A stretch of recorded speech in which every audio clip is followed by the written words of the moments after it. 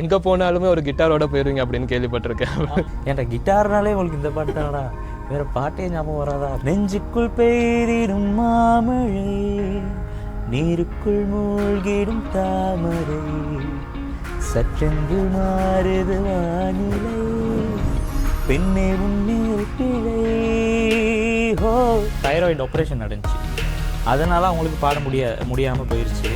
நானாக நான் இல்லை தாயே, நல்வாழ்வு தந்தாயே நீயே. கையை கட்டிட்டு ஐயா மீண்டும் ஒரு வாய்ப்பு தாருங்கள். ஆக்டிங் மேலே எதுவும் ஆசை இருக்கா?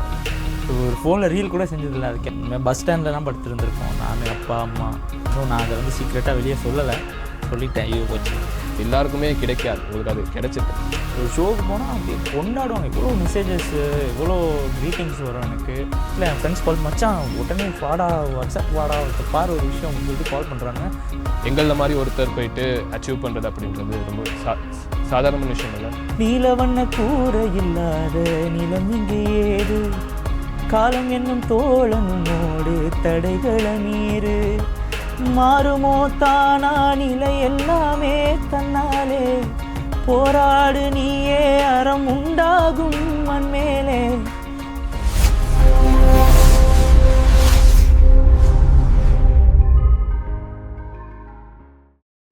சக்தி டிவிக்கும் சக்தி எஃப்எம்முக்கும் இந்த குரல் புதுசும் இல்லை, இந்த முகம் புதுசும் இல்லை.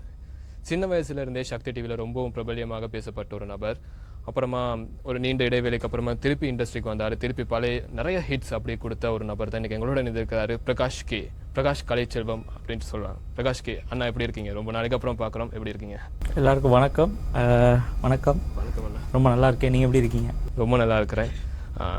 ரொம்ப நாளைக்கு அப்புறம் பார்க்குறேன் அப்படின்னு கேட்கும்போது, டிவியில் வளமையாக ஒவ்வொரு கிழமையும் உங்களை பார்க்குறது, பட் நீங்கள் பேசி உங்களுடைய என்ன விஷயங்கள் பண்ணிட்டு இருக்கீங்க, இப்போ லைஃப் எப்படி போய்கிட்டு இருக்கு அப்படின்ற விஷயங்கள்லாம் கேட்டு ரொம்ப நாள் ஆயிடுச்சு. இப்போ அதை பற்றி கேட்கலாம் அப்படின்ட்டு தான் இன்றைக்கி உங்களை கூப்பிட்டதுக்கான காரணமே. இப்போ எப்படி என்ன செஞ்சுட்டு இருக்கீங்க, எப்படி போய்கிட்டு இருக்கு மியூசிக் ஜேர்னி, எப்படி போய்கிட்டு இருக்கு? இப்போது ஃபுல்லாக மியூசிக்கில் தான் ஜேர்னி போயிட்டுருக்கு, அதனால் ரொம்ப ஹாப்பியாக இருக்குது. இப்போது சமீப காலமாக சக்தி க்ரௌனில் ஃபுல் டைமாக கோச்சாக இருக்கேன். ஸோ அதனால் இப்போது ஒரு இன்னொரு 2 மாதத்துக்கு அப்படியே டேட்டெல்லாம் லொக் ஆகிருக்கு. அதோடு என்னோடய பர்சனல் இண்டிபெண்ட் சாங்ஸ், அப்புறம் என்னோடய பேண்டு, அதெல்லாம் செஞ்சுட்டு இருக்கேன். ஓகே, இப்போ கோச்சிங் அப்படின்னு வரும்போது வந்து நாங்கள் பாடுறது மாதிரி இல்லை, நாங்கள் பாடுற விஷயத்தை இன்னொரு கற்றுக் கொடுக்குறது அப்படின்றது ரொம்ப பெரிய ஒரு சவாலான ஒரு விஷயம். அந்த இதை எப்படி இப்போ செஞ்சுட்டு பாருங்க? உண்மையாலுமே அது எனக்குமே ரொம்ப புதுசு தான். ஏன்னா நான் வந்து பாடியிருக்கேன், ஆனால் எனக்கு சொல்லிக் கொடுக்க அது சொல்லிக் கொடுக்குறது வந்து எனக்கும் புதுசு. அதாவது இப்போ என்னோடய கண்டஸ்டன்ஸ் எல்லாம் வந்து என்கிட்ட ரொம்ப இன்ட்ரெஸ்டடாக வந்து கேட்பாங்க நிறைய விஷயம். ஸோ நான் மேக்ஸிமம் என்னால் ட்ரை பண்ணி அவங்களுக்கு நிறைய விஷயம் சொல்லிக் கொடுப்பேன். இப்போ சங்கதி எப்படி பாடுறதா இருக்கட்டும், எப்படி டிகோட் பண்ணுறதா இருக்கட்டும், எல்லாமே நான் அவங்க கேட்கும்போது நான் ரிசர்ச் பண்ணுவேன். இது எப்படி இவங்களுக்கு சொல்லிக் கொடுக்குறது, மேபி எனக்கு தெரியும் ஆனால் சொல்லிக் கொடுக்க தெரியாது. இப்போ நான் எப்படி இதை அவங்களுக்கு சொல்லிக் கொடுக்குறது அப்படின்னு சொல்லிட்டு இப்போ நானும் கற்றுக்கிட்டு தான் இருக்கேன். அதுவே உங்களுக்கு ஒரு கற்றுக்கொள்றதுக்கான ஒரு ஜேர்னி மாதிரியே தான் இருக்கேன். அப்படியே இப்போ நீங்கள் முறையாக சங்கீதம் அப்படின்றது எப்போ நான் கற்றுக்கிட்டீங்களா, இல்லாட்டி அதை எப்படி ஆரம்பிச்சிச்சு உங்களோட லைஃப்பில்? சங்கீதம், இசை அப்படின்ற விடயங்கள்லாம் எப்படி வந்தது? மியூசிக் வந்து நான் ஏர்லி ஸ்டேஜில் நான் மியூசிக் ஸ்டார்ட் பண்ணக்குள்ளே எனக்கு கற்றுக்கிறதுக்கான ஒரு அக்சஸ் கிடையாது. ஸோ எல்லாமே அனுபவம் தான். நான் ஜூனியர் சூப்பர் ஸ்டாரில் பாடினது எதுவுமே கற்றுக்கிட்டு பாடலை. 12 வயசில் 13 வயசாகக்குள்ளே தான் ஃபைனல்ஸ் நடந்துச்சு. அப்போ எல்லாமே அப்பா வீட்டில் அம்மா அப்பா 2 பேரும் பாடுவாங்க. அப்போ அவங்க சொல்லி கொடுத்து அப்படி வந்தது. அதுக்கப்புறம் படிக்க ஆரம்பித்தது வந்து ஆஃப்டர் ஜூனியர் சூப்பர் ஸ்டாரில் தான் நான் வந்து முறையாக மியூசிக், கர்நாடிக் வோக்கல்ஸ் கற்றுக்க ஆரம்பித்தேன். அப்புறம் பியானோ, வெஸ்டர்ன் மியூசிக் கற்றுக்க ஆரம்பித்தேன். ஸோ அப்படி தான் போகுது. இப்போது சமீப காலமாக இப்போ ஒரு 5 வருஷமாக மியூசிக் ப்ரொடக்ஷனில் இறங்கி அதில் கற்றுக்கிட்டு அதில் ஒர்க் பண்ணிகிட்ருக்கேன். மியூசிக்கல் இன்ஸ்ட்ருமெண்ட்ஸ் அப்படின்னா பாடுறது மட்டும் இல்லாமல் இன்ஸ்ட்ருமெண்ட்ஸ்லேயும் உங்களுக்கு ஆர்வம் அதிகம். எங்கே போனாலுமே ஒரு கிட்டாரோட போயிருவீங்க அப்படின்னு கேள்விப்பட்டிருக்கேன். பியானோ வந்து வாசிப்பேன். அதுக்கப்புறம் கிட்டார் வந்து எனக்கு ரொம்ப பிடிக்கும். ஆனால் கிட்டார் வந்து ரொம்ப கஷ்டமான ஒரு இன்ஸ்ட்ருமெண்ட் பழகிறதுக்கு. ஆமாம், கண்டிப்பாக ஸ்ட்ரிங்ஸ் இன்ஸ்ட்ருமெண்ட்ஸ் எல்லாமே கஷ்டம்தான். ஸோ அதை வந்து நான் வந்து ரொம்ப கஷ்டப்பட்டு செல்ஃபாக தான் லேர்ன் பண்ணிகிட்ருக்கேன். ஸோ எனக்கு கிட்டார் ப்ளே பண்ணிவிட்டு பாடுறது ரொம்ப பிடிக்கும். ஸோ இப்போ ரீசெண்டாக தான் நான் கிட்டாரோட பாடுறது. அந்த ஃபீல் எப்படி அது எப்படி சொல்கிறது, எனக்கு அந்த வாரணமாயிரம் படத்தில் சூர்யா வந்து அந்த கிட்டார் அப்படின்னு சொன்னோன்னே எனக்கு அந்த மைண்ட் தான் வரும். அந்த யார் எடுத்து கிட்டார் அடித்தா பிரகாஷ் நெஞ்சுக்குள் பெய்திரும் வாசிங்க அப்படின்னு சொல்லுவாங்க. ஏன்டா கிட்டார்னாலே உங்களுக்கு இந்த பாட்டு தானடா, வேறு பாட்டே ஞாபகம் வராதா அப்படி இருக்கும். கிட்டார் வந்து நம்ம வச்சோன்னே அது வந்து நம்ம உடம்புல ஒரு பார்ட் மாதிரி ஆயிரும். ஸோ அது ப்ளே பண்ணிட்டு பாடக்குள்ளே ரொம்ப ஸ்ருதியெல்லாம் ரொம்ப கான்சென்ட்ரேட் பண்ணாமலே ஸ்ருதியில் நிற்கும். ஸோ அந்த மாதிரி அது நல்ல ஒரு ஃபீலாக இருக்கும். உங்களுக்கு கிட்டார் கையில் எடுத்து பாடணும்னு தோன்ற பாட்டு என்னது? நானும் அது நெஞ்சுக்குள் பெய்திடும். நெஞ்சுக்குள் பெய்திடும் மாமழை, நீருக்குள் மூழ்கிடும் தாமரை, சற்றென்று மாறுது வானிலை, பெண்ணே உன்மேல் பிழை, ஹோ நில்லாமல் வீசிடும் பேரலை, பொன்வண்ணம் சூடிய காரிகை, பெண்ணே நீ காஞ்சனை, ஓ சாந்தி சாந்தி ஓ சாந்தி, என் உயிரை உயிரை நீ ஏந்தி, ஏன் சென்றாய் சென்றாய் என்னை தாண்டி, இனி நீதான் எழுதல் அந்தாதி. நெக்ஸ்ட் டைம் கண்டிப்பாக கிட்டாரோட பாடிக்கிட்டோம். கிட்டார் அப்படின்ற அந்த விஷயம் ஓகே. ஸோ இசை அப்படின்றது உங்கள் வாழ்க்கையில் சின்ன வயசுலேருந்து கொஞ்சம் கொஞ்சமாக வருது, அம்மா அப்பா கிட்ட வந்து தான் ஆரம்பிக்குது. ஸோ அவங்கள பற்றி ஒரு சில விஷயங்கள் சொல்லுங்கள். அவங்களுமே இசையை கற்றுக்கலை. அவங்க வந்து ஏர்லி ஸ்டேஜில் ஸ்கூலில் பாடுவாங்க. ஸ்கூலில் வந்து கலை விழா அப்படி இப்படி பாடுவாங்க. ஸோ அம்மா அப்பா 2 பேரும் சேம் ஸ்கூல் தான். அப்போ அங்கே தான் அவங்க மீட் பண்ணாங்க. ஸோ அதில் பாடி அப்புறம் அங்கே சின்ன சின்ன பேண்ட்ஸு தெரியும் தானே, அப் கண்ட்ரிலாம் அந்த டைம் சின்ன சின்ன பேண்ட்ஸில் அப்படி பாடி பாடி அவங்க அம்மா வந்து இசையிலரசர்கள் வந்தாங்க சக்தியில் 2008 வந்தாங்க. அவங்களோட நானும் வருவேன். அப்போ எனக்கு 8 வயசு. இப்போ அவங்களோட நானும் வருவேன். வந்து அதில் வந்து ஒரு நான் நினைக்கிறேன் 20 டீமோ 15 டீம் எது தெரில. அவங்க எல்லாம் ஒரு சாங் செஞ்சுருப்பாங்க. அவங்களோட இண்டிபெண்ட் சாங்ஸ் எல்லாமே நான் பாடுவேன். இப்போ அவங்க எல்லாம் என்னை சுற்றி பண்ணி அவங்க செஞ்ச பாட்டெல்லாம் நான் பாடி அதை கேட்பாங்க. ஸோ அதில் தான் சக்தியோட எனக்கு அந்த பயணம் ஆரம்பிச்சு. அதாவது கம்பெட்டிட்டராக வந்தது வந்து ஜூனியர் சூப்பர் ஸ்டாரில். அதுக்கு முன்னாடியே 8 வயசில் நான் வந்து இசையிலரசர்களே உள்ளுக்கு வந்துட்டேன். அம்மாவோட வருவேன். அதுக்கப்புறம் அம்மா வந்து ஒரு லெவலுக்கு போயிட்டு அப்புறம் எலிமினேட் ஆகிட்டாங்க. இப்போ ஸ்டேஜில் வச்சு சொல்கிறாங்க, நான் வெல்லாட்டியும் என் மகன் இந்த மகுடத்தை வந்து வெல்லுவார் அப்படின்னு. எனக்கு ஒன்றுமே புரியலை. சின்ன வயசு தானே, என்னடா சொல்கிறாங்க, யார் இதோ சொல்கிறாங்க அப்படின்னு சொல்லிட்டு நானும் இருக்கேன். அந்த க்ரௌடில் எல்லா நேரம் என் பக்கம் போய் திரும்பி குறுன்னு பார்க்க ஆரம்பிச்சிட்டாங்க. அப்புறம் சரின்ட்டு சொல்லிட்டு நான் ஜூனியர் சூப்பர் ஸ்டார் சீசன் 1 வந்தேன். அது ஒரு அந்த ஆர்வத்தில் வந்தது. அதில் ஃபஸ்ட் ஆடிஷன்லேயே அவுட் ஆகிட்டேன். சரி பரவாயில்ல ட்ரை பண்ணுவோம்னு சொல்லிட்டு அதுக்கப்புறம் கொஞ்சம் அதுக்கப்புறம் 2008 2012 தான் திரும்ப சீசன் 2க்கு வந்தேன். ஸோ அதில் தான் எனக்கு அந்த 8 வயசை விட கொஞ்சம் மெச்சூரிட்டி வரும்ல. ஏன்னா அந்த டைமில் தான் நான் வந்து ஸ்கூலில் வந்து என்னை அந்த மிமிக்ரி பண்ணுறதுக்கு வச்சுக்குவாங்க. அந்த டைம் இந்த குரல் வந்து மாறுறதுக்கு முன்னாடி கீச்சின்னு இருக்கும் குரல். அப்போ ஆடு மாதிரி கத்துறது, கோழி மாதிரி கத்துறது, இந்த மாதிரி அந்த ஸ்கூல் அசம்பிளிலலாம் கொண்டு வந்து நிப்பாட்டி வச்சுருவாங்க. அதுக்கப்புறம் 2011 நினைக்கிறேன் நான் ப்ரைமரி வந்து ஹை லெவல் இன்டர்நேஷ்னல் ஸ்கூலில் படித்தேன். அதுக்கப்புறம் செகண்டரி தான் போனேன் ஹைலண்ட்ஸ் காலேஜுக்கு. அதாவது ஆஃப்டர் 6 நான் அங்கே ஹை லெவலில் படித்த அந்த கடைசி வருஷம் என்ன நினச்சுன்னா, ஒரு நவராத்திரிக்கு வந்து தேவாரம் பாட சொல்லிட்டாங்க. ஆள் இல்லை, இங்கிலீஷ் ஸ்கூல் தானே, இப்போ தேவாரம் பாடுறதுக்கு ஆள் இல்லை. இப்போ என்னையே நிப்பாட்டி வச்சுட்டாங்க. நான் வந்து ஒரு தேவாரம் வந்து பாடி அனுப்புகிறேன். தேவாரம்னு இல்லை, அது ஒரு ஆல்பம் அப்படின்னா ஒரு பக்தி பாட்டு இது ஒன்று பாடி அனுப்புகிறேன். அப்புறம் எனக்கு ஃபஸ்ட் ப்ரைஸ் கொடுத்துட்டாங்க. அவ்வளோ நல்லா பாடி. அப்போ தான் வந்து ஒரு பாட்டுக்குன்னு ஒரு சர்டிஃபிகேட்டோ ஏதோ ஒன்று வாங்கினது. அதுக்கப்புறம் ஹைலண்ட் ஸ்கூல் வந்தவனைக்கு பாடி அங்கே குட்டி குட்டி ப்ரோக்ராம்ஸில் தமிழ் தின போட்டி, யூத் சர்வீஸ் காம்படிஷன், அப்படி இப்படி ஒரு காம்படிஷனாக போயிட்டு பாடி அப்புறம் அதுக்கப்புறம் தான் ஜூனியர் சூப்பர் ஸ்டார் வந்தேன். ஆக்சுவலி அந்த குட்டி குட்டி எக்ஸ்பீரியன்ஸை வச்சு வந்தேன் நான். இப்படி சின்னதாக சேர்த்து எக்ஸ்பீரியன்ஸ் வந்து இன்றைக்கி இவ்வளோ தூரம் உங்களை கொண்டு வந்திருக்கு அப்படின்றது ரொம்ப பெரிய விஷயமா இருக்குது. அதே மாதிரி இப்போ நீங்கள் சொன்னீங்க அம்மா வந்து அந்த ஸ்டேஜில் சொன்ன விஷயம், என் பிள்ளை என்னைக்காவது ஒரு நாள் இந்த மகுடத்தை எடுப்பார் அப்படின்றது. இப்போ கிட்டத்தட்ட நீங்கள் அந்த லெவலில் தான் இருக்கிறீங்க. அந்த மகுடம் அப்படின்னு அதையும் தாண்டி ஒரு லெவல் மேலே போயிட்டீங்க. இப்போ நினச்சி பார்க்கும்போது எப்படி இருக்குது? அம்மா உண்மையாலுமே ரொம்ப சந்தோஷம்தான். ஏன்னா அவங்க அந்த சக்தி இதுக்கப்புறம் அவங்களுக்கு வந்து ஒரு தைராய்டு ஆப்ரேஷன் நடந்துச்சு. அதனால் அவங்களுக்கு பாட முடியாமல் போயிடுச்சு. ஸோ இப்போ அவங்களுக்கு அந்த மாதிரி பாட முடியாது. பட் ஸ்டில் அவங்களுக்கு அந்த ஒரு ஃபீல் இருந்தாலுமே நான் நினைக்கிறேன் என்னோடய பெஸ்ட்டை கொடுத்து அவங்களுக்கு அந்த ஒரி வராமல் நான் பார்த்துக்கிறேன்னு நான் நம்புகிறேன். ஸோ அந்த டைம் ரொம்பவே கஷ்டப்பட்டேன். ஜூனியர் சூப்பர் ஸ்டாரில் வந்து அங்கே ஹெட்டன்லேருந்து கிளம்பு வரணும். அந்த டைம் பெருசாக சரியான வறுமை. அப்பா ஒருத்தர் தான் ஒர்க் பண்ணிகிட்டு இருந்தார், அம்மாவும் ஒர்க் பண்ணாங்க. பட் தெரியாதா அந்த டைம் இருந்த ஃபினான்ஷியல் சுச்சுவேஷன், கிளம்புல யாரையுமே தெரியாது. ஸோ அந்த டைம் ஷூட்டுக்கெல்லாம் அடிக்கடி வரணும், ரிஹர்சல் வரணும், தங்குறதுக்கு இடம் இல்லை. ஸோ அந்த மாதிரி ரொம்ப கஷ்டப்பட்டோம்.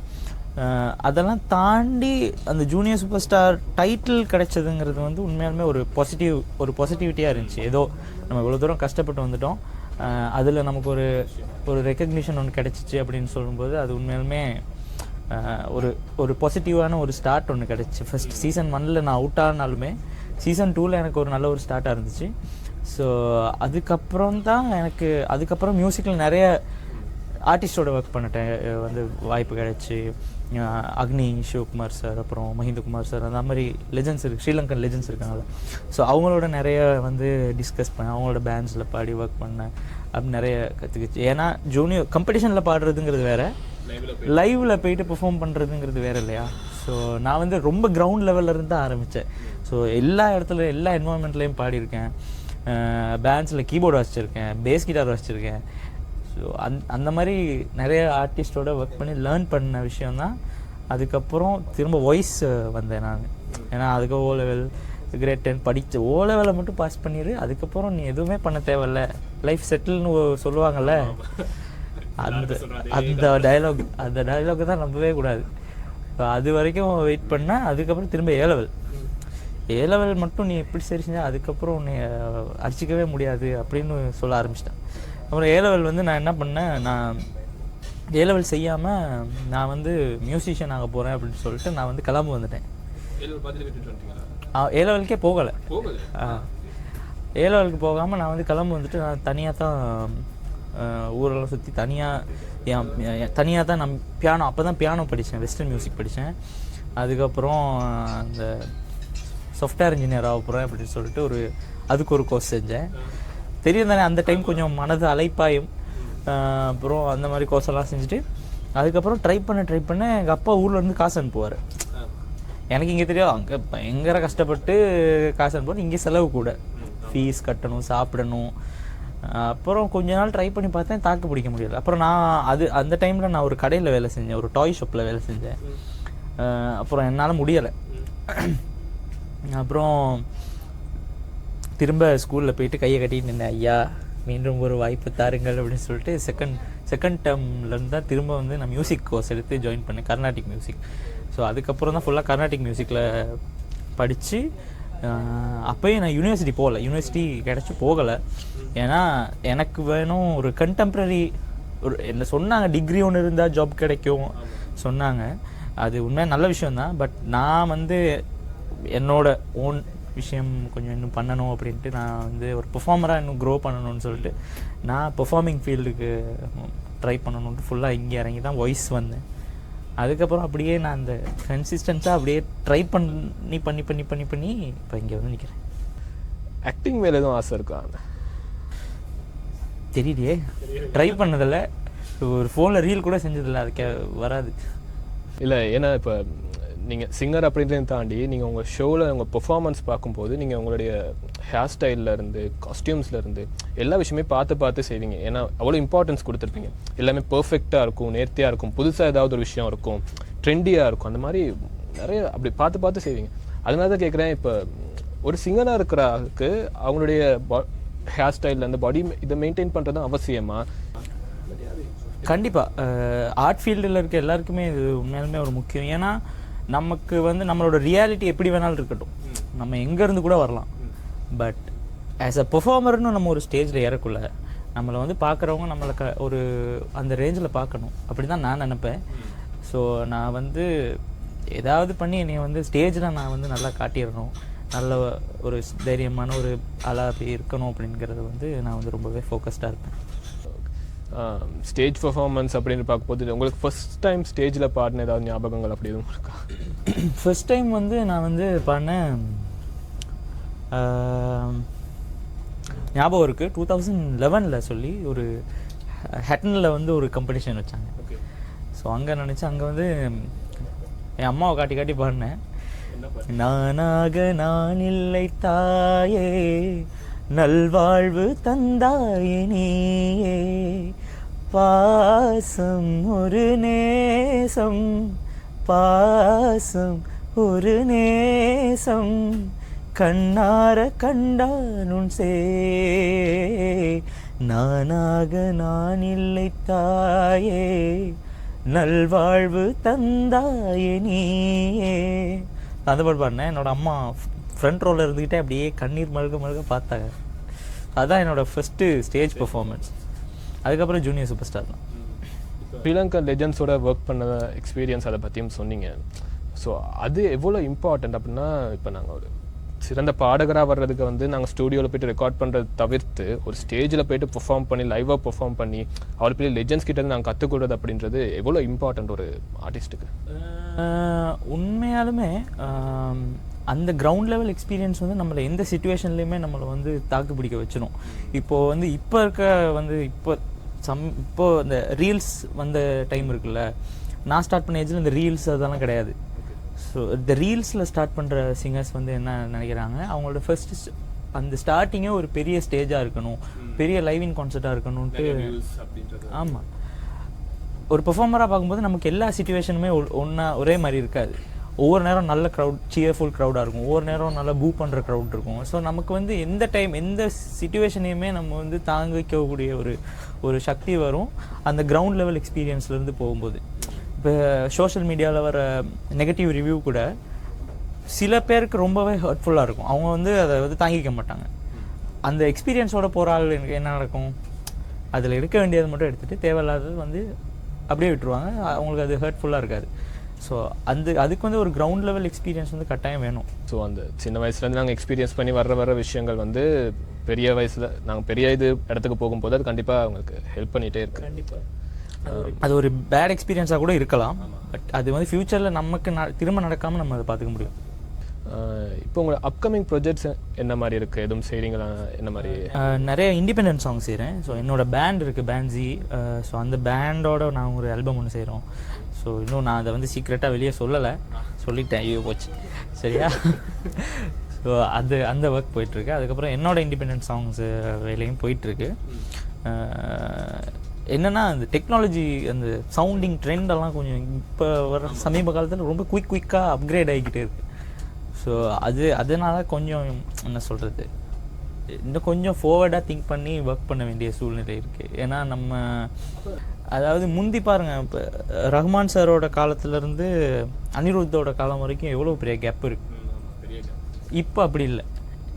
இப்போ அனிருத்தோட ஸ்டார்டிங் ஸ்டேஜ் வந்து இப்போ பார்க்கும்போதே நிறைய வெரைட்டிஸ் மாறிட்டுருக்கு. ஏன்னா அவர் மாறிட்டுருக்காரு, அதாவது அக்கார்டிங் டு த ட்ரெண்டு அவங்க மாறிட்டே இருக்காங்க. ஸோ இன்னும் கொஞ்சம் போகும்போது மாதம் ஒரு ட்ரெண்ட் மாறும். அது அப்படி நடக்க வாய்ப்பு இருக்குது கண்டிப்பாக. ஸோ நம்ம இன்னும் கொஞ்சம் ஸ்பீடாக லேர்னிங்கை வந்து இன்னும் கொஞ்சம் ஸ்பீடாக்கணும், நிறைய விஷயம் பண்ணணும். ஸோ அந்த நிறைய விஷயம் பண்ணிட்டு தான் இருக்கோம். கண்டிப்பாக அது வெளியே வரும் கூடிய சீக்கிரம். ஏன்னா உங்கள் ஜேர்னியே ஃபுல் ஆஃப் ஹார்ட் ஒர்க் அப்படின்னு. ஏன்னா junior super star season 1 first ரவுண்ட்லேயே எலிமினேட் ஆகிட்டு உள்ளே வரவே இல்லை. அதுக்கப்புறம் ஃபைனலில் போய்ட்டு வின் பண்ணுறது அப்படின்றது பெரிய விஷயம். அதுக்கப்புறமா பெரிய ஒரு கேப், அந்த கேப்புக்கு அப்புறம் வாய்ஸ்குள்ளே வர்றீங்க. அதில் வந்து உங்களுடைய பாட்டு மில்லியன்ஸ் ஆஃப் வியூஸ் போகுது. இந்தியன் மியூசிக் டிரெக்டர்ஸ் அதை எடுத்து ஷேர் பண்ணுறாங்க. அப்படின்ற தூரத்துக்கு ஒரு அந்த நீங்கள் அந்த பேஷனாக இருக்கீங்க அப்படின்றதுக்கு அதை தான் இருக்கும்போது அந்த விஷயங்கள் நாங்கள் எதிர்பார்க்குற விஷயங்கள் எப்படியோ எங்களுக்கு வந்து சேர்ந்துட்டே இருக்குது அப்படின்றாங்க. இதில் மெயின் விஷயம் என்னென்னு பார்த்தீங்கன்னா, பேரண்ட்ஸ் சப்போர்ட் பண்ணுறாங்க, கண்ணை மூடிக்கிட்டு என்னோடய ஃபீல்டுக்கு சப்போர்ட் பண்ணுறாங்க. அதுதான் உண்மையாலே மெயின் விஷயம். அது இல்லாட்டி எந்த மியூசிஷியனாலையும் முன்னுக்கு வர முடியாது. இப்போ எனக்கு என் வீட்டில் நானும் தம்பியை மட்டும், மேபி ஒரு தங்கச்சி இருந்திருந்தால் நான் வந்து ஒரு ஒர்க் போயிருக்கணும். கொஞ்சம் ரெஸ்பான்சிபிலிட்டி கூட. ஸோ இப்போ என்னோட தம்பியும் ஒர்க் பண்ணுறாரு. ஸோ அதனால் எனக்கு வந்து ஃபுல்லாக ஒரு மியூசிக்கில் கண்டினியூ பண்ணுறதுக்கு ஒரு ஃபுல் ஃப்ரீடம் இருக்குது. அண்ட் இப்போது நான் ஃபுல்லாக நான் மியூசிக்கால் நான் வந்து ஏர்ன் பண்ணுறேன். வீட்டுக்கு ஹெல்ப் பண்ணுற அளவுக்கு என்னோடய ஏர்னிங்ஸ் இருக்குது. ஸோ அதனால் அவங்க வந்து ஒரு நம்பிக்கை வந்துச்சு, ரைட் ஏதோ ஒரு நல்ல வழியில் தான் போகிறான் அப்படிங்கிற ஒரு நம்பிக்கை வந்துருச்சு. அட் த சேம் டைம் அவங்க அம்மா அப்பா வந்து என்னோட அடுத்தடுத்த ஒரு அப்கிரேட்லேயுமே அவங்க சந்தோஷப்படுறாங்க. இப்போ என்னை கோச்சாக வந்து சக்தி டிவி கூப்பிடும்போது அவங்களுக்கு அதில் ஒரு பெருமை. நான் சக்தி டிவி வந்து என்ன பஸ் ஸ்டாண்ட்லலாம் படுத்துருந்துருக்கோம், நான் அப்பா அம்மா ஜூனியர் சூப்பர் ஸ்டாரில் வந்து இருக்கும்போது. ஸோ அதெல்லாம் யோசித்து இப்போ நான் அங்கே ஒரு மென்டராக வந்து என்னை ஒரு ரெக்கக்னிஷன் கொடுக்கும்போது அவங்களுக்கு ஒரு பெருமை. ஸோ எனக்கும் அது ரொம்ப பிடிச்சிருக்கு. ஸோ நமக்கு ஏதோ ஒரு பாசிட்டிவிட்டி ஒன்று நடக்குது. நம்ம நிறைய பேர் சொல்லுவாங்க நீங்கள் வந்து இந்தியா போங்க, அவங்க நல்ல விதத்தில் தான் சொல்கிறாங்க. பட் அந்த ஒரு ஐடியாவை தான் மாற்றணும். Music is for every thing, for everybody. Tamil இண்டஸ்ட்ரியில் வந்து தமிழர்கள் எல்லாரும் எந்த சிங்கர் இருக்கானோ அவனுக்கு அங்கே ஒரு எந்த ஒரு பாரபட்சமும் இல்லாமல் ஒரு அன்பும் சப்போர்ட்டும் கிடைக்கணும் அப்படின்னு தான் நான் எதிர்பார்ப்பேன். அவங்க வந்து ஒரு இந்தியன் சிங்கரா மலேசியன் சிங்கரா அப்படில்ல, அவர் ஒரு தமிழ் சிங்கர், டேலண்ட் இருக்குது, அவனை கண்ணை மூடி சப்போர்ட் பண்ணுங்கள். நான் தப்பு பண்ணால் என்னை ஏசுங்க, என்னை விமர்சிங்க, எதை வேணாலும் பண்ணுங்கள். பட் ஒரு விஷயத்தை சரியாக செய்யும்போது அதை வந்து நீ வந்து ஒரு இந்தியாவில் இருந்திருந்தால் இந்த லெவலுக்கு வந்திருக்க மாட்டேன் அப்படிலாம் வந்து கிரிட்டிசைஸ் பண்ணுறது வந்து அது எந்த அளவுக்கு ஒரு ஃப்யூச்சரில் எந்த அளவுக்கு ஒரு பாசிட்டிவ் மியூசிஷியனாக ஒரு பாசிட்டிவிட்டி வரும் அப்படின்ட்டு எனக்கு தெரியலை. பட் இன்னும் அந்த கிரிட்டிசைஸ் பண்ணுறதுக்கான ஆட்கள் இருந்துட்டு தான் இருக்காங்க. அவங்கள வந்து மேபி என்ன சொல்கிறது, அந்த கிரிட்டிசிசம் வந்து அதை எடுத்து நம்ம குறைகளில் நம்ம அதை யூஸ் பண்ணி கற்றுக்கலாமா இருந்தால் அதை வந்து எடுத்துக்கலாம். ஆமாம், அதில் ஒன்றுமே இல்லை, ஏதோ பேசணுங்கிறதுக்காக பேசுகிறாங்கன்னா அதில் நமக்கு சப்போர்ட் பண்ணுற அந்த ஒரு 95% மக்கள் இருப்பாங்கள்ல, அவங்க வந்து அவனை அப்படியே ஒன்றும் இல்லாமல் ஆக்கிடுவாங்க, அப்படியே ஓரம் கட்டிடுவாங்க. அதுதான் உண்மையாலுமே இண்டஸ்ட்ரி நடக்கும். அது இப்போது வந்து இப்போ கரண்ட்டு இப்போ நிறைய புது நிறைய சிங்கர்ஸ் ரீல்ஸ் போடுறாங்க, இந்த சோஷியல் மீடியா யூஸ் பண்ணி சின்ன சின்ன பேண்ட்ஸ் இருக்குது, ஒரு ஈவெண்ட்ஸ் பிச் பண்ணி தனித்தனி பிஸ்னஸ் அவங்களுக்குன்னே உருவாக்கி அவங்க டேலண்ட்டை வளர்த்து செஞ்சிட்ருக்காங்க. உண்மையாலுமே ரொம்ப ஹாப்பியாக இருக்குது. இந்த மாதிரி நம்ம தமிழ் மியூசிக்கில் இவ்வளோ பெரிய பிரான்ச், ஒரு குட்டி குட்டி பிரான்ச் வந்து வளருது அப்படின்னு நினைக்கும்போது இன்னும் கொஞ்சம் வருஷத்தில் இப்போ இருக்க அந்த சினாரியோ கண்டிப்பாக மாறும் எனக்கு தெரிஞ்சு. இப்போ நான் பேண்ட் ஓப்பன் பண்ண, இப்போ என்னோடய பேண்டில் இருக்கிறது எல்லாமே யங்ஸ்டர்ஸ், சரியா? இப்போ யங்ஸ்டர்ஸ் இப்போ எங்களுக்குள்ள மார்க்கெட் வந்து இன்னும் இப்போ எங்களோட ஆடியன்ஸ் எல்லாமே எங்கள் வயசு உள்ளவங்க.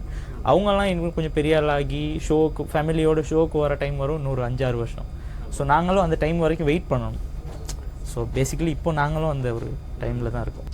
ஸோ உங்கள் ஜேர்னி, இவ்வளோ நாள் உங்களோட ஜேர்னியை ஒரு பாட்டாக ரெப்ரசன்ட் பண்ணணும் அப்படின்னா அது எந்த பாட்டாக இருக்கும்? நீலவண்ண கூரை இல்லாத நிலம் இங்கு ஏது, காலம் என்னும் தோழன் உன்னோடு தடைகளை மீறு, மாறுமோ தானா நிலை எல்லாமே தன்னாலே, போராடு நீயே அறம் உண்டாகும் மண்மேலே, மீதி இருள் நீ கடந்தால் காலை ஒளி வாசல் வரும், தோளில் நம்மை ஏந்தி கொள்ளும் நமக்கான நாள் வரும். இந்த பாட்டால கோதும். அது எப்போ கேட்டால் ஒரு நல்ல இன்ஸ்பைரிங்கான ஒரு பாட்டு. உண்மையாக ரொம்ப இன்ஸ்பைரிங்காக இருக்கும். எப்படி ஆரம்பித்தோம், மேலே இப்போ எப்படி இருக்கோன்னு சொல்ல முடியாது, இன்னும் அந்த ஸ்டேஜை நோக்கி போயிட்டுருக்கேன். பட் அங்கேருந்து இங்கே பார்க்கும்போது உண்மையாலுமே அது ரொம்ப சந்தோஷமான ஒரு ஜேர்னி. முக்கியமாக உங்ககிட்ட இருக்க ஒரு இன்னொரு விஷயம் என்னென்னா, தமிழ் ஆடியன்ஸ் மட்டும் இல்லை, சகோதரி மொழி பேசுகிற ஆடியன்ஸுக்கும் உங்கள் மேலே ஒரு ஈடுபாடு இருக்குது. ஓகே, இவ்வளோ ஒரு விஷயம் பண்ணால் நான் கேட்கணும் அப்படின்ற ஒரு ஈடுபாடு இருக்குது. அது எல்லாருக்குமே கிடைக்காது, உங்களுக்கு அது கிடைச்சிருக்கு. அந்த ஒரு இது எப்படி இருக்குது? இப்போ உண்மையாலுமே அதை நான் சொல்லணும்னு நினச்சேன். அது வந்து உண்மையாலுமே அது யாருக்குமே ஈஸியாக கிடைக்காத ஒரு விஷயம். ஏன்னா தமிழ் ஆடியன்ஸ் மட்டும் இல்லை, சகோதர மொழி ஆடியன்ஸும் ஒரு ஷோவுக்கு போனால் அப்படியே கொண்டாடுவாங்க. இவ்வளோ மெசேஜஸ்ஸு, இவ்வளோ க்ரீட்டிங்ஸ் வரும் எனக்கு. அம்மாந்தோட்டை, குருநாகல் அந்த மாதிரி ஏரியாவுக்கு போனால் சாதாரணமாக போனாலே என்னை வந்து கண்டுபிடிச்சிருவாங்க, ஃபோட்டோ எடுப்பாங்க. ஒரு என்ன சொல்கிறது, அது என்னடா அந்த மாதிரி ஒரு ஈகோ ஒன்றுமே இருக்காது. என்னை வாய்ஸில் பார்த்து அப்படி கொண்டாடுற மக்கள் வந்து இருக்காங்க. உண்மையாலுமே அதெல்லாம் உண்மையாலுமே ஒரு பிளெஸிங்கான ஒரு விஷயம். அதுக்கு எப்படி நான் வந்து இது பண்ணுறதுன்னு தெரியலை. நீங்கள் வாய்ஸில் சாங்ஸ் சூஸ் பண்ணும்போது இந்த எல்லா ஆடியன்ஸையும் கவர் பண்ணணும் அப்படின்ற ஒரு நோக்கத்தில் சூஸ் பண்ணுறீங்க அந்த சாங்ஸ் சூஸ் பண்ணும்போது? இப்போ மோஸ்ட்லி இப்போ சிங்கள சாங்ஸ் நான் பாடலாம்னு நான் ட்ரை கேட்டேன் நான். அப்போது அவங்க சொன்னாங்க 2 பேருக்குமே 2 ஆடியன்ஸுமே மிக்ஸாக அவங்க 2 பேருக்குமே போய் சேர்கிற மாதிரி பாட்டு சூஸ் பண்ணுங்க அப்படின்னு சொன்னால் நான் ஃபர்ஸ்ட் ரவுண்டில் வந்து தமிழ் பாட்டு தான் படித்தேன். அதுக்கப்புறம் வந்து எல்லாமே ஹிந்தி தெலுங்கு சாங்ஸ் இந்த மாதிரி படித்தேன். பட் அது அந்த சாங்ஸ் எல்லாமே ரீச் ஆனிச்சு. ஏன்னா எல்லா 2 ஆடியன்ஸுக்குமே தெரிஞ்ச சாங்ஸ்னால. அதில் ரொம்ப ஹிட் ஆனதுன்னா அந்த உப்பேனா படத்தில் உள்ள தெலுங்கு பாட்டு தான். அது வந்து நான் ஃபஸ்ட்டு ஒரு பாட்டை பாடிட்டு நான் ஸ்டேஜ் விட்டு இறங்குறேன். கோச் பாத்தியாவன் சொன்னார், பிரகாஷ் அடுத்த ரவுண்டுக்கு இந்த பாட்டை பாடுவோம் அப்படின்னு சொல்லிட்டு சும்மா எனக்கு போட்டு காட்டினார். நெக்ஸ்ட் டே வந்து நான் பாட்டு ரிஹர்சல் பண்ணணும் அடுத்த ரவுண்டுக்கான பாட்டு. முதல் நாள் நைட் தான் எனக்கு அந்த பாட்டு கிடைக்கிது. பாட்டே தெரியாது, பட் அது ஒரு அதில் ஒரு மேஜிக் இருந்துச்சு. சரின்ட்டு நைட்டாக உட்காந்து அந்த பாட்டை வந்து ப்ராக்டிஸ் பண்ணுறேன். கொஞ்சம் தமிழ் மாதிரி தான் இருந்துச்சு. அப்போ எனக்கு ஒரு கன்னடா ஃப்ரெண்டு ஒருத்தங்க இருக்காங்க. அவங்க வந்து அவங்க எனக்கு அதை ட்ரான்ஸ்லேட் பண்ணி அனுப்புனாங்க. இதுதான் மீனிங், இந்த சாங்ல இதுதான் மீனிங்னு சொல்லி எனக்கு ட்ரான்ஸ்லேட் பண்ணி அனுப்பக்குள்ள எனக்கு அந்த ஒரு அந்த ஃபீலெல்லாம் கொஞ்சம் கேதர் பண்ணி இது பண்ண ஈஸியாக இருந்துச்சு. அப்புறம் தான் நான் அடுத்து ரிஹர்சல் அதை ப்ராக்டிஸ் பண்ணி அதை பாடும்போது வேற லெவலாக இருக்குது இந்த பாட்டு அப்படின்னு. அதுக்கப்புறம் அந்த பாட்டு தான் உண்மையாலுமே அந்த பாட்டு இல்லாட்டி இப்போ நான் வாய்ஸில் பாடியிருக்கேங்கிற ஒரு இதே யாருக்குமே தெரிஞ்சிருக்காது. அந்த பாட்டு இது ஹிட் ஆனதுக்கப்புறம் தான் அது மில்லியன் கணக்கில் வியூஸ் போயிட்டு தேவி ஸ்ரீ பிரசாத் ஷேர் பண்ணி அதெல்லாம் ஓவர் நைட்டில் என் ஃப்ரெண்ட்ஸ் கால் மச்சான் உடனே வாடா வாட்ஸ்அப் வாடா இப்போ பாரு ஒரு விஷயம் அப்படின்னு சொல்லிட்டு கால் பண்ணுறாங்க. பார்த்தா ட்வீட் பண்ணியிருக்காரு தேவி ஸ்ரீ பிரசாத். அது அந்த சாங்கை அப்ரிஷியேட் பண்ணி ஒரு தெலுங்கு பேசாத ஒரு நாட்டில் இருந்து இந்த சாங் வந்து செலிப்ரேட் பண்ணப்பட்டிருக்கு அப்படின்னு சொல்லிட்டு என்னை டேக் பண்ணி போட்டிருக்காரு. அது ஒரு பயங்கரமாக நனவா அந்த மாதிரி இருந்துச்சு. அதுக்கப்புறம் ஸ்ரீலங்காவில் எல்லா பஸ்லையும் அந்த பாட்டு தான் போவோம். ஊர்களில் எல்லா பஸ்லையும் எங்கே பார்த்தாலும் அந்த பாட்டு போயிட்டுருக்கும். நிறைய பேண்ட்ஸ் அதுக்கப்புறம் தான் அந்த பாட்டை ப்ளே பண்ண ஆரம்பித்தாங்க ஷோஸில். எனக்கும் நிறைய ஷோஸ் கிடைக்கும். உண்மையுமே ரொம்ப அந்த ஜர்னி செம்மையாக இருந்துச்சு. அது నీ కన్ను నీలి సముద్రం నా మనసేమో అందుట్లో పడవ ప్రయాణం నీ నువ్వు ముత్యాల హారం నన్ను తీరానికి లాగేటి దారం దారం నల్లనైనా ముంగురులే అల్లరే దోరే పాయలే నువ్వు టప్ప నాకి కోలో కాండే లేకుండా కప్పాయిలే కళ్ళుమంటే నీ గాజులే చల్లుమంటి నా ప్రాణమే అల్లుకున్నే వాన జల్లు నా ప్రేమే నీ కన్ను నీలి సముద్రం నా మనసేమో అందుట్లో పడవ ప్రయాణం నీ నువ్వు ముత్యాల హారం నన్ను తీరానికి లాగేటి దారం దారం. பல இடங்களுக்கு உங்களுடைய பாடல் போய் சேரணும். இப்போ இந்த உங்களுடைய தனிப்பட்ட பாடல்கள் நீங்கள் உருவாக்குற பாடல்கள் அதுவும் இதே மாதிரி ஹிட் ஆகணும், நிறையா மில்லியன்ஸ் வியூஸ் வரணும் அப்படின்றது தொடர்பாக எல்லார் சார்பாக உங்களுக்கு வாழ்த்துக்கள். அதுதான் கண்டிப்பாக பார்த்துட்டு இருக்க எல்லாருமே இதை கேட்டுட்டு இருக்க எல்லாருமே விரும்புகிற விஷயமும் அதுதான். ஏன்னா எங்களில் மாதிரி ஒருத்தர் போயிட்டு அச்சீவ் பண்ணுறது அப்படின்றது ரொம்ப சாதாரணமான விஷயம் இல்லை. உண்மையாக ஸ்டார்டிங் ஸ்டேஜ்லேருந்து சக்தி டிவி என் கூட இருக்குது சின்ன வயசுலேருந்தே. உண்மையாலுமே என்ன சொல்கிறதுன்னு தெரில. நிறைய ஜேர்னிஸில் சக்தி டிவி என் கூட இருக்குது, இன்ன வரைக்கும் இருக்காங்க. உண்மையாலுமே அதுக்கு ரொம்ப நன்றி. அண்ட் இந்த ஆப்பர்ச்சுனிட்டி இந்த ஒரு டைம் ரொம்பவே ப்ரீஷியஸானது. ஏன்னா உங்களோட இந்த சின்ன கன்வர்சேஷன் எனக்கு ஒரு பல மோட்டிவேஷனை கொடுத்துச்சு. உண்மையாலுமே ரொம்ப தேங்க்யூ. ரொம்பவே நல்லா பண்ணுறீங்க ஷோ.